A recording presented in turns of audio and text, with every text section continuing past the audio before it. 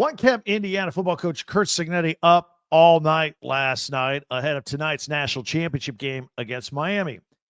It could be Indiana's most dangerous challenge. Locked on Big Ten starts right now.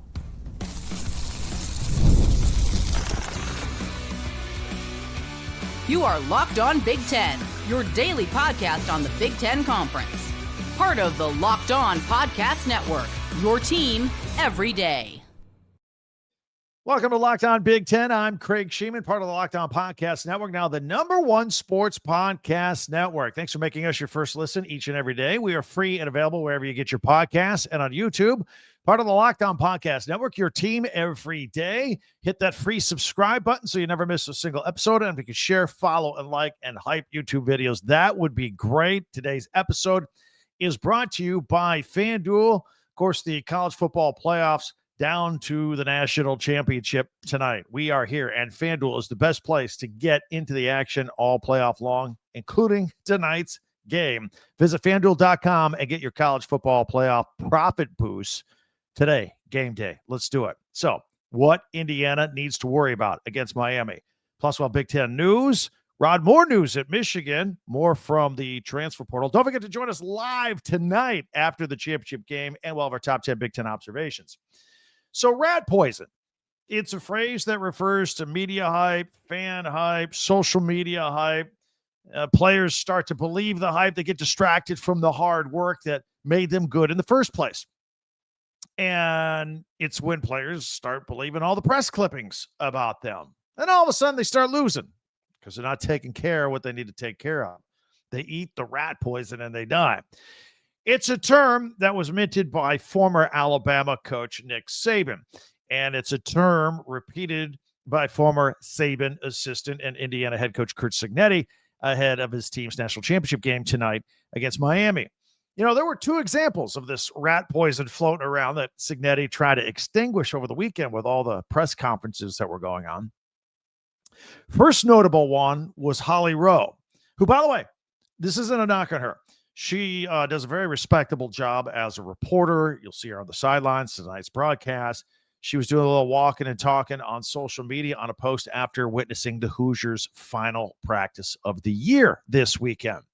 And she talked about how close this Indiana team is and how there were a lot of hugs and some tears when the practice was over because a lot of these kids realized they were never going to do this again, never going to practice again as a team, as this team is constituted. And look, Rowe was reporting what she saw, did nothing wrong, but she seemed caught up in the moment too. She was a bit emotional as she recorded her piece after witnessing the emotion of the Indiana football players.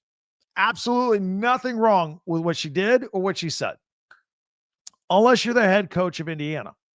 Curt Cignetti said he saw the piece and mentioned it.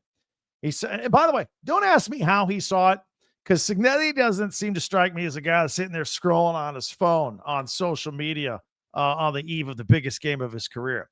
But he did mention the post nonetheless. And Cignetti acknowledges, yeah, his team is close. And he has witnessed sentimentalism among those, especially the older players that have been together for a while, whether they were the group at James Madison that came with Cignetti to Indiana. They played a lot of years together. Or maybe a few Indiana players that have been around for a while. But he says he doesn't want to see any of that right now. He said it's time to sharpen the saw. And you could throw the warm and fuzzies out the door. He says we got to face a great opponent on Monday night with a sharp edge. And you don't go to war with warm milk and cookies, quote unquote. One of the best quotes ever. So, look, that's one of the beauties of Curt Cignetti, and we've talked about this numerous times on this very podcast. He knows how to dial in his team. He knows when they need a push. He knows when they need a hug. They don't need a hug right now. They need a push. They need to be at their absolute best. He knows when to light a fire under this team. Frequently, players, coaches, Cignetti himself will tell you, they can be up by 40 in the locker room at half. And by the way, they're up by 40 a lot. And he'll come in and he'll lay into them. Absolutely. Just keeping everybody sharp, keeping them awake, keeping them alert so that they continue to play to a standard. You know, whether they're getting ready to play the first play of the game or the 150th play of the game. They have a standard to play. Every play is an individual story with a beginning, a middle, and an end, last 6 seconds each, and they all have to be performed at a certain level, no matter what point of the game they are or who the opponent is. So he talks about that all the time. So he's trying to squash that rat poison, right? Don't want to get them all warm and fuzzy and all that stuff. Let's be ready to play football. The other dose of rat poison comes from Las Vegas. The Hoosiers were 8.5-point favorites going into this game. I believe the line's currently now down to 7.5. Nevertheless, the larger points still exist. Indiana was once a 3.5-point favorite against Oregon. They won that game by 34. They were a 7-point favorite against Alabama in the Rose Bowl. They won by 35. So being more than a touchdown favorite against Miami would suggest that Vegas and the Sharps in Vegas, I think Indiana has the potential to blow out Miami. Don't tell that to Cignetti. Although, like Holly Rowe's social media post, Cignetti is well aware of the point spread because he brought it up. And it's more rat poison for his team to be lulled into thinking that this might be an easy win. He's not going to have any of that at all. Cignetti went so far as to say that the point spread was a setup. It was a setup for his team. And he's not buying into it. And he doesn't want anybody else buying into it. He doesn't want anybody on the Indiana team thinking they're a touchdown favorite against Miami. He wants an underdog status. He wants them fighting every single play like they're fighting for their lives. So, again, Cignetti coaches his guys to play every play like the score is always 0-0. There is a standard to play up to on every single play. You know, there are other distractions out here. There are a handful of Indiana players that are from Miami. This is a homecoming. Many of you already know that Fernando and his brother Alberto Mendoza, they're from the Miami area. Amarian Knighton, D'Angelo Pons, Jamari Sharp, 3 defensive backs. This is a homecoming for them. And you got to avoid the hometown distractions and the people reaching out to you. You haven't heard from, and the ticket requests. Crazy, right? They got to put all that aside. They got to concentrate on football. Even Fernando Mendoza says, I'm really not thinking of this as a homecoming. I'm kind of blocking all that out. This is a game. This is a game. Cignetti said that, look, the biggest mistake anybody can have is to treat and make this game more than it is. And when it comes down to it, it is a 60-minute football game. Yeah, it's a national championship. Yeah, there's going to be tens of millions of people watching. Yeah, it's the hottest ticket in town. By the way, more on that in a minute. But over the past week, we've looked at all the X's and O's and the advantages and the disadvantages for both teams. And now all that's left is to play the game. So let's look into it. Just a couple more pieces of information for you going into the game tonight. Injury updates. Of course, you all know Indiana defensive lineman Stephen Daly. He's been out for the entire playoffs. Landed funny, hurt his knee in the celebration for the Big Ten championship right after they won against Ohio State. He has been out. He is still out. It's a long-term injury, as you know. And the Hoosiers, sure, they could use him. They wish he was here, but they're still making tackles for loss, and they're still sacking quarterbacks. It's next man up, and they're doing a great job there. Also, Indiana, for those who don't know, they have 2 kickers. Niko Radicic is the one you'll see the most. He's very accurate. Brandon Frankie is used at times for long kicks of 50 yards and longer, but he has been hurt. He's been out, and it looks like he's even questionable to doubtful for this one. So looks like Radicic will get all of the field goal kick attempts for the Hoosiers in this game. Also for Miami, their starting tight end, Elijah Lofton, he will be out. He is out. He's their 4th leading receiver. He is their top tight end in receptions and touchdowns, go-to target in the red zone. He's going to be out. That's going to have to be something they're going to have to overcome. And then there's the story of Miami corner Xavier Lucas. He's going to be out for the first half. Got to sit it out. A penalty. Targeting penalty in the semifinal against Ole Miss, and college football rules. You get that. You get kicked out of a game. You got to sit out the next half of the next game. And I don't like that rule, no matter who you're talking about. I think it's dumb to be penalized in a game that had nothing to do with this game. It had everything to do with the previous game. Nevertheless, it's one of the quirks of college football. And so he will be out for the first half of this game and come into the second half. So that's it. Just almost nothing else to say. It's time to just kick this thing off, and we'll see if Indiana can lead the Big Ten to its third straight national championship, thanks to Michigan and Ohio State as well. Kickoff will be around 7:40 Eastern on ESPN.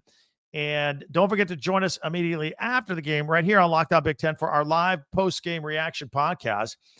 If Indiana wins, we'll pause for just a little bit. We'll go live here on this podcast after all the confetti and the trophy presentations and the speeches and all that kind of stuff. Because, look, if you're an Indiana fan, you're going to watch that. I want you to watch it. And then come on over and check us out here on Locked On Big Ten.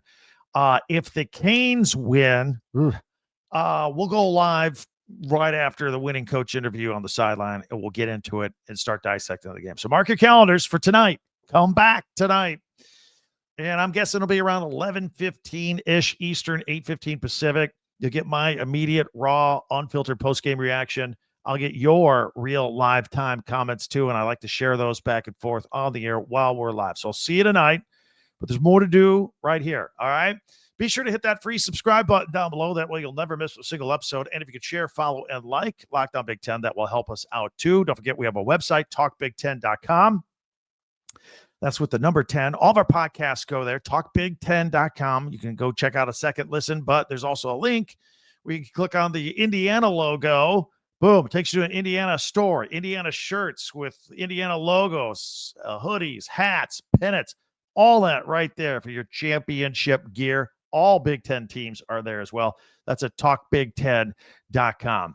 So I want to talk about the upcoming playoff format because the Big Ten has a big say in that. After we're done with this playoff, we're already looking ahead to next year. And they're not coming to an agreement. This is weird. Rod Moore, update at Michigan, transfer portal news, our top 10 Big Ten observations from the weekend. We got a lot to do. Plus, I'm going to tell you how you can join our Everydayer Club. All that's coming up in just 1 minute right here on Locked On Big Ten. The college football playoff is down to the final game, the national championship. And FanDuel is giving all customers even more ways to get in on the action here during the national championship. Because right now, and they've done this throughout every college football playoff game, FanDuel users get a profit boost waiting for them in the app. That's right. The profit boost, just go all in on stuff you feel good about, whether you're into the underdog, Miami, whether you're into the favorite, Indiana. You can take your chance with the profit boost and go after even bigger winnings. And then when you win, FanDuel pays out instantly, which is perfect for this postseason football. FanDuel is the best place to get into the action all playoff long. So visit FanDuel.com and get your college football playoff profit boost before the big game, the national championship with FanDuel. FanDuel.com. Thanks for checking us out here on Locked On Big Ten and making us your first listen each and every day. And I want to thank you for making Locked On the #1 sports podcast network as you live your team every day with all your passion.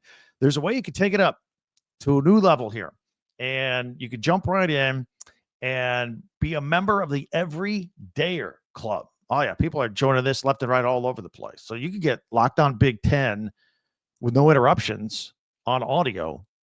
Also, if you're a part of the Everydayer Club, you can join our Discord, our conversations. I'm going to be on there tonight at halftime on Discord. You can jump in on that as well, access the podcast, all that stuff right there. $5 a month, $50 a year. Check it out. LockedOnBig10.supercast.com, or you can check the show note links afterward as well.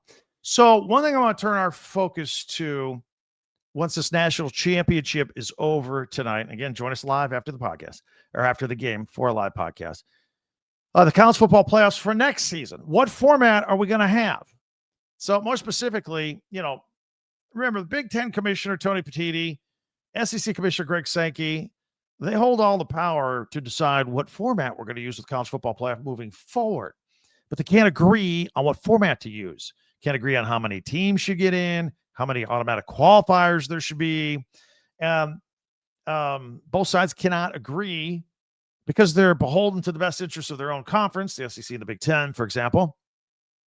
along with their TV partner now, ESPN, they all gave themselves a false deadline of this past December 1st, 2025, to come up with a format for 2026 and beyond. But that date came and it went, and they kicked the can down the road to this Friday. So, and I'm hearing both sides are nowhere near any sort of agreement. Now, the default option, if they can't come up with an agreement, is keep everything the way it is. 12-team format, do the buys the way we have it, all that. Special rules for Notre Dame, always put the asterisks in there if they finish in the top 12. It's ridiculous. Again, if you're an everydayer, you know how I feel about that when there's special rules. But what makes this all interesting is going into this season, throughout the season, when we had the rankings each week and getting closer and closer to the playoffs, it looked like Miami was not going to get in favor of Notre Dame, of all people, right? But then Miami, they barely make the 12-team field, and now they're in the national championship game where Notre Dame sits at home. I mean, we were this close to leaving Notre Dame or Miami out, and they're a team good enough to get to the national championship, right? So people are going to go, this is probably going to be an argument for expanding the field. We got to get more teams in. We don't want to leave a Miami out in the future. We don't want to leave a Notre Dame out in the future. We got to go from 12 to 14 to 16 teams. By the way, Petiti and the Big Ten won't agree to a 16-team format unless everybody agrees to go to a 24-team format 3 years from now, which is ridiculous. It's absolutely, look, I'm pro Big Ten, but that's ridiculous. It's preposterous, actually, in my opinion. Everydayers on this podcast know that I am firmly against expansion of the playoffs as it dilutes the product both in the regular season and the postseason. I don't want it. So we'll keep you up to date on all that. I think they're going to have to end up staying where they're at the 12 because they can't get out of each other's way. Michigan fans, Rod Moore. He was a two-time All Big Ten safety. He was instrumental on Jim Harbaugh's national championship team in the 2023 season. In fact, he had the game-sealing interception against Ohio State that year. Now, shortly after the Natty, he injured his knee, and he missed the spring of 24 and the regular season in 2024. And he missed spring ball in 2025 and most of the 2025 season as well, suffering a setback. He got on the field early this year. It was a big victory for him to do that. I mean, this was a long recovery. It didn't seem like everything was just right. He only played 3 games this year, thus preserving a year, but he needed to apply for an extra year. Before this injury, he was projected as an early round NFL pick too. So it's really a shame all the way around. But moving forward, he has just been granted a 6-year of eligibility, and he will indeed play for the Wolverines in 2026. By the way, this will be the 3rd head coach he's played for: Harbaugh, Sharon Moore, and Kyle Whittingham now. So we wish him luck. Now, the transfer portal is closed. All right, we've made it through the transfer portal period. Now, players that are in the portal that haven't found a home yet, they can take as much time as they want to sign with anybody. But, scholarships fill up and all that kind of stuff. So I would advise them to jump on it. But you just had to be in the portal by this period. Now it's over. So, again, they could take until August if they want before they choose on a team where to go. I don't think that would be ideal, though. So a couple of announcements regarding that. North Dakota State portal linebacker Nathaniel Stalling has committed to Michigan. He will have 1 year of eligibility left. Oregon has added former Oregon State outside linebacker Blue Dantzler. He's a former 3-star recruit, still has 4 years of eligibility left. Former USC defensive lineman Carlin Jones was considering transferring to Penn State, but then he pulled the trigger. He's going to go to Arkansas instead. It sounds like he had a great recruiting visit, and they never let him leave campus without agreeing to come. So he's there. And that's up to date with everything going on, kids that were in the transfer portal looking for homes. So as we sit here on Monday, and by the way, happy Martin Luther King Day to everybody. No men's basketball in the Big Ten today, but women's got a couple of non-conference games with Big Ten teams in honor of MLK Day.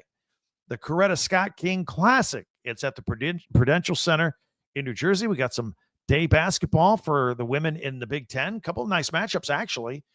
14th ranked Ohio State takes their 16-2 record against TCU, 10th ranked in the country and they're 18-1 record. That game's on at noon. I don't know what time you watch our podcast here, Locked On Big Ten, but at noon Eastern on Fox. And then it's a doubleheader because after that at 2:30, number 8 Michigan and the Lady Wolverines with their 15-2 record taking on number 5 Vanderbilt. They're 18-0. So a couple of good matchups out of conference for a couple Big Ten teams. Again, in the Coretta Scott King Classic in New Jersey. I want to keep you updated with all that. If you are new to our podcast, we like features at the end of our podcast. We have benchmark features like every Monday, including today. We'll have my top 10 Big Ten observations for the weekend. Tomorrow might be a little different. Usually we do Tuesday tweets. Been doing it every Tuesday for 3 years.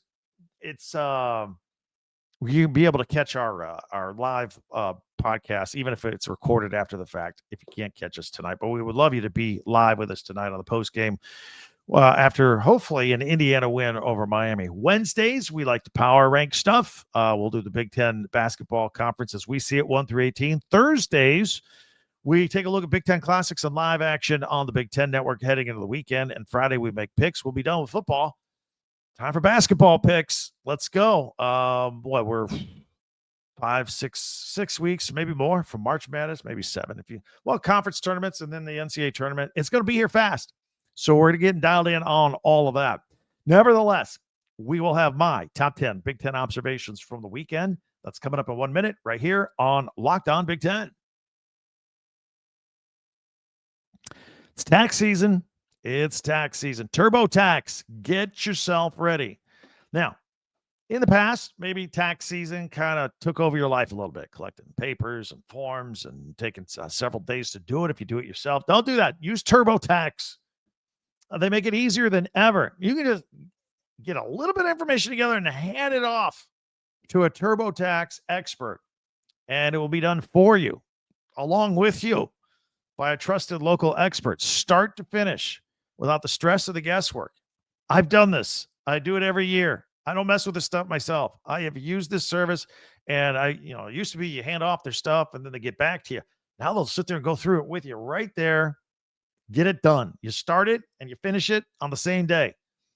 So that way I don't have to spend hours figuring out what forms to use, all that kind of stuff. W-2, self-employment forms. It's a huge time saver and gives you real peace of mind knowing that an expert is handling. So for a limited time, you can have your taxes done by a local TurboTax expert for just $150 all in. If a TurboTax expert didn't file for you last year, all in $150, just filed by February 28th. So take the taxes off your plate, get back to your own life. Visit turbotax.com/local to book your appointment today. That is with TurboTax. Thanks for checking us out here on Locked On Big Ten again. Don't forget to join us live tonight, right after Indiana and Miami play in the national championship. All right. It's time for our top 10 Big Ten observations from the weekend. If you're audio only on Spotify or Apple, I just put them up. We go 10 through 1, and they're on screen with school logos when appropriate. So here we go. We'll start it off at number 10 with Iowa basketball. This weekend, Bennett Sturts scored 27, and Tavion Banks had a career-high 26 in a win against the Indiana Hoosiers. So I wanted to mention that. I got some basketball things before we start talking more football. Wisconsin's Nick Boyd had 32 points and 9 assists to beat Rutgers. 4 straight wins for Wisconsin. Got that one against Michigan. They're starting to play some Greg Gard's team playing some good basketball right now. How about Ohio State basketball? John Mobley Jr. had a career-high 28 points and a career-high 6 assists. Made career-high 6 3-pointers, I should say, and a win against UCLA on Saturday. So congratulations to him. And we want to mention Purdue basketball. They went out west, got a win at USC. They are now 17-1. And they pull into a tie in the Big Ten standings along with Nebraska at first place. So I want to mention Matt Painter's crew there at number 7. It's going to be a tough week for Purdue, right? Watching Indiana in a national championship in football. Meanwhile, Nebraska basketball. I want to mention them at number 6 because they did beat Northwestern 77-58 on Saturday. They're now 18-0, number 8 in the country. Incredible. Absolutely incredible. Nebraska is for real. All right, number 5. Got to mention, did you catch Maryland's David Coit, basketball player? 9 3-pointers, a career high 43 points in a win against Penn State on Sunday. That was 9 made 3-pointers for him from Maryland. Good job there. That was worth our mention here on our top 10 Big Ten observations from the weekend, in case you missed it. All right, let's see what else we got here. And bear with me. There we go. Oh, I thought this was hilarious. So if you follow Indiana football, you know that Curt Cignetti, like the only time he relaxes all week is after a game, likes to go home, for example, and sit on his old, beat-up, green, lazy boy and have a beer. He talks about it. He talked about it at the Rose Bowl. I want to have a cold beer. Well, finally, somebody asked him something that I was curious about as well. What kind of beer do you kick back with? And he says, well, Hoosier beer. And for those who don't know, you can get this. I've had it, by the way. It's excellent. It's a Hoosier brand beer, and it's all decorated in the school colors, and it's very good. You can get it in Bloomington. But it was funny that he mentioned that, I thought. So that's and he also said, look, man, at my age, it's just one and done. If I have 2, I fall asleep. Anyway, it's a great moment. You get some good sound bites like that when you get these media days going into a championship. I want to mention the Indiana buses. I'm sure you saw this on social media. So the Indiana football contingent traveling throughout Miami with custom-made VIP buses, but they're wrapped in the school logo and red and white buses, just in a convoy with a police escort throughout the streets of Miami. Looks really good. I mean, I don't know if it was donated or spent with some of the traveling money that the teams get from the NCAA. It looked good. Those are good-looking buses. So I wanted to mention them. And they're driving through the streets of Miami like they own the town. The National Championship field, I want to mention that at number 2. Looks good. It's going to have the school. Each end zone is painted with the school, Indiana and Miami, the colors. And then outline, it's all black on the outside. So it spells out Indiana in red and white, and then it's all black the rest of the end zone. It pops. It really looks good. And then the final thing I want to mention, number 1 of my top 10 Big Ten observation over the weekend, the ticket demand is crazy with Miami, Indiana. Probably going to set a record for a college football national championship game for a price of ticket. There's a couple of things going on here with a perfect storm. It is, well, first of all, Miami playing at home on their home stadium, home fans gobbling up tickets. Then Indiana with what people think is a once-in-a-lifetime opportunity and a good excuse to get out of cold Indiana and come down south to Miami and watch for the national championship. So high demand. You can still get tickets on our sponsor Game Time, by the way. And so a lot of price movement with that, and it's the hottest ticket in town. Absolutely. So phenomenal. Going to be a great event. A lot of people are into it. We're going to watch it, and we will join you for our live podcast as soon as the game is over. So come check us out with that later on tonight, about 11:15-ish or so. Join us for my immediate post-game reaction and yours too in the live comments. I always do that. We always have a lot of fun. We've done it every week of the season, and it's culminating tonight in the national championship game with Indiana taking on Miami. Also, a reminder, you can join our Everydayer Club. All right? You can level up your passion here and check out this podcast, Locked On Big Ten, on audio ad-free by joining the Everydayer Club. No interruptions. Members only Discord access. I'm going to be on Discord tonight at halftime, making comments. You can join that chat as well. It's all for $5 a month, $50 a year. Go to lockdownbig10.supercast.com for more information, or check the show notes when you're done here for more info there. That'll do it for us. Good luck to the Indiana Hoosiers. We will see you and talk to you again tonight live after the game For Locked On Big Ten, I'm Craig Shemon. See you next time.